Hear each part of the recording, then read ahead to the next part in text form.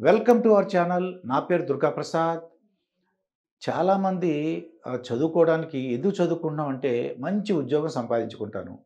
మంచి ఉద్యోగం వస్తే ఏం చేస్తావు అంటే నాకు డబ్బులు సంపాదించుకుంటాను. మంచి ఉద్యోగం అంటే ఏంటంటే గవర్నమెంట్ జాబ్. ఎందుకంటే సెక్యూరిటీ ఉంటుంది. నాకు గవర్నమెంట్ జాబ్ ఎందుకు ఎక్కువ మంది గవర్నమెంట్ జాబ్ ఎందుకు ఇష్టపడుతున్నారు? 5, 6 సంవత్సరాలు, 3 సంవత్సరాలు కోచింగ్ తీసుకొని, కష్టపడి ఎందుకు ఆ గవర్నమెంట్ జాబ్ అని అడిగితే వాళ్ళు చెప్పిన విషయం ఏంటంటే, రిటైర్ అయిన తర్వాత మాకు పెన్షన్ వస్తుంది.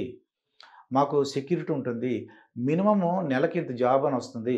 ఇంత అమౌంట్ వస్తది. ఆ అమౌంట్‌తో మనం బతకగలం.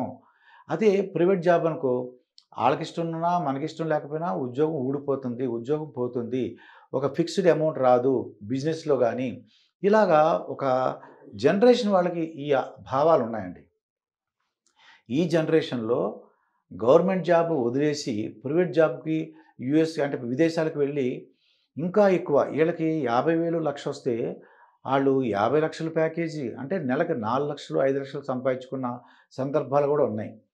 అయితే పూర్వం పెద్ద వృద్ధాప్యం గురించి రిటైర్ అయిన తర్వాత మనకి ఏంటి? మనం ఎలా ఉండాలి? రిటైర్ అయిన తర్వాత మనకి మన పిల్లల మీద ఆధారపడకూడదు అనే ఒక భావన ఇప్పుడొచ్చిందండి. పూర్వం ఏంటంటే రిటైర్ అయినా మా పిల్లలు ఉద్యోగం సంపాదించుకుంటారు. మా అమ్మాయో, మా అబ్బాయో ఎవరో ఒకళ్ళు నన్ను బాగా చూసుకుంటారని ఒక నమ్మకం ఉండేది. ఈ జనరేషన్ వాళ్ళకి ఎవరు ఉద్యోగాలు వాళ్ళు చేసుకుంటున్నారు. పిల్లల మీద ఆధారపడటం చాలా కష్టం. ఇప్పటికైనా యువత ఎవరైతే 40 సంవత్సరాల లోపు ఉన్నారో, మీకు సంపాదన ఉందో, మీరు రిటైర్ అయ్యే సమయానికి మీరు కోట్ల డబ్బులు మీరు సంపాదించుకోవాలి. పొదుపు చేసుకోవాలి. మదుపు చేసుకోవాలి. ఆ డబ్బులు ఎవరో ఇస్తారనుకోవద్దు. మీ పిల్లల మీద, ఎవరి మీద ఆధారపడొద్దు. మీరేంటంటే ఇప్పుడొస్తున్న డబ్బులు దాంట్లో ఒక 10%, 15%, 20% ఎంత అవకాశం ఉంటే అంత మీరు వృద్ధాప్యం అంటే ఏంటి? మనకి 60 ఇయర్స్ పైన వచ్చిన తర్వాత ఆ డబ్బులన్నీ ఆ 10%, 20% కంపల్సరీగా ఇది రిటైర్మెంట్ తర్వాత ఉన్నటువంటి అమౌంట్ అది తీయకూడదు. పిల్లల మీద ఆధారపడకూడదు. ఆ డబ్బులు ఎవరికీ ఇవ్వకూడదు. ఆ డబ్బులన్నీ కూడా ఒక ఒక రకరకాల స్కీములున్నాయండి మార్కెట్‌లో ఈరోజు. బ్యాంక్‌లో ఉన్నాయి, పోస్ట్ ఆఫీస్‌లో ఉన్నాయి, ఎల్ఐసీలో ఉన్నాయి. రకరకాల స్కీములు. మంత్లీ స్కీమ్ ఉంది. ఆ డబ్బులు కట్టేయడం 10 వాళ్ళ ఓపికను బట్టి 10,000, 20,000, 30,000 వాళ్ళు ఎంత అవకాశం ఉంటే అంత వాళ్ళు దాచుకుంటే, ఈ జనరేషన్ పిల్లలు అర్థం చేసుకోవాలి. వచ్చిన డబ్బులంతా హాయిగా ఖర్చు పెట్టేసుకోవాలి.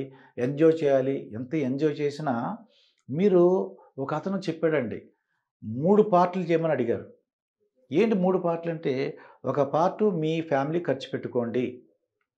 ఒక పార్టు మీరు ఏదైనా బ్యాంక్ లోన్‌లు అయి ఉంటే చూసుకోండి. థర్డ్ పార్ట్‌ని మీ యొక్క రిటైర్మెంట్ గురించి ప్లాన్ చేసుకోండి. 33, 33, 30 అంటే 99 అయింది. అంటే ఇంక 1% మిగిలింది. 1% ఏమైనా అవకాశం ఉంటే దానాలు చేయండి. డొనేషన్స్ ఇవ్వండి. 100%లో ఒక 33 మీ ఫ్యామిలీ గురించి ఖర్చు పెట్టండి. ఓ 33 లోన్‌లు అవి ఏమైనా ఉంటే ఎంజాయ్‌మెంట్ గాని, ఎంటర్‌టైన్‌మెంట్ గాని 33 ఖర్చు పెట్టుకోండి.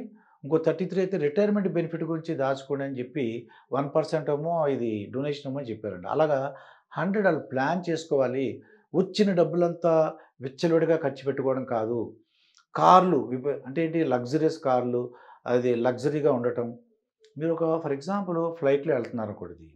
ఆ ఫ్లైట్‌లో వెళ్తుంటే గొప్ప గొప్ప వాళ్ళు 'ఎన్టీ రామారావు' గారు గూడా బిజినెస్ క్లాస్ ఉంది, ఎగ్జిక్యూటివ్ క్లాస్ ఉంది, ఎకానమీ క్లాస్ ఉంది. అయినా సరే వీళ్ళు ఎకానమీ క్లాస్‌లోనే వెళ్లారు.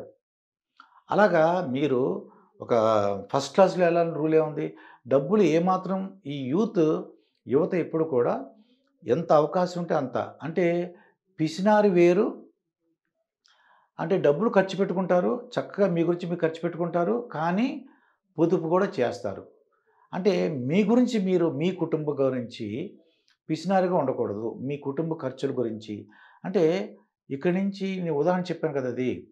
అది ఒక సినిమా ఉందనుకోండి ఇది. అది ఫస్ట్ 1 వీక్‌లోకెళ్తే మీకు రేట్ ఎక్కువుంది. ఒక 1 వీక్ ఆగితే రేట్ తగ్గుతుంది. ఆలోచించుకోండి. 1 వీక్ ఆగితే ఏమవుతది? మనకు డబ్బులు ముగ్గురు మొత్తం ఫ్యామిలీ అంతా ఎళ్తే అనుకోండి. ఓ 2,000, 3,000 తగ్గుతుంది మనకి. ఆ విధంగా మీరు పొదుపు చేయాలి. ఆ పొదుపు చేసి రిటైర్మెంట్‌లో వయసులో కోట్లు డబ్బులు మీ దగ్గర 2, 3 కోట్లు, 5 కోట్లు, 10 కోట్లు మీకు రిటైర్మెంట్ అయ్యేసరికి అంత వాల్యూ ఉండాలండి ఇది. ఎవరి మీద ఆధారపడకూడదు. ఇటువంటి పరిస్థితిలో కూడా పిల్లల మీద ఆధారపడతాం. పిల్లలు వాళ్ళ అంటే జనరేషను ఆర్టిఫిషియల్ ఇంటెలిజెన్స్ వస్తుంది. ఏమేమి ఆపర్చునిటీలు వస్తాయో అసలు మనం చూడగలరా? లేదా? ఇయన్నీ మీకు ఆలోచించుకొని మీకు మీరు పొదుపు చేసుకోండి, మదుపు చేసుకోండి. రిటైర్మెంట్ గురించి ప్లాన్ చేసుకోండి. కోట్లు డబ్బులు మీకు ఉండేలాగా మీరు ప్లాన్ చేసుకోండి. మరొక వీడియోతో మీ ముందుంటాను. మీ మాస్టర్ దుర్గాప్రసాద్.